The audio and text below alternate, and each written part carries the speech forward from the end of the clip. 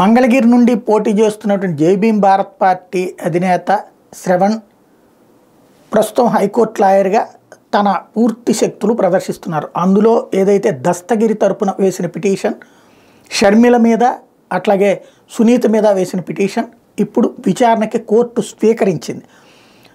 Telugu Desam party, YSR Congress party, ఇదే YS Sunitha మరియు షర్మిలల మీద హైకోర్టులో వ్యాజ్యం దాఖలు చేసినటువంటి నేపథ్యంలో దస్తగిరి వ్యాజ్యం మీద రానున్న మంగళవారం విచారణ చేపట్టబోతున్నట్టు హైకోర్టు తేల్చెప్పింది.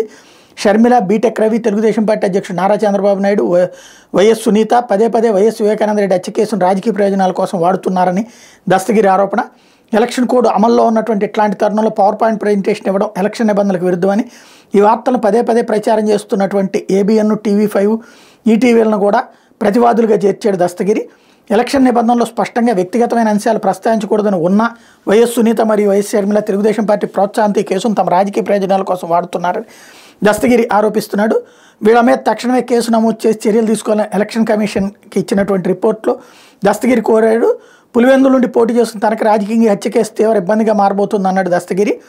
అలాంటి నేపథ్యంలో రాజకీయంగా తనకు ఇబ్బంది కలిగించాలనే ఉద్దేశంతో ఇదంతా జరుగుతోందని దస్తగిరి ఆరోపిస్తే ఈ కేసుని విచారణకు స్వీకరించింది హైకోర్టు.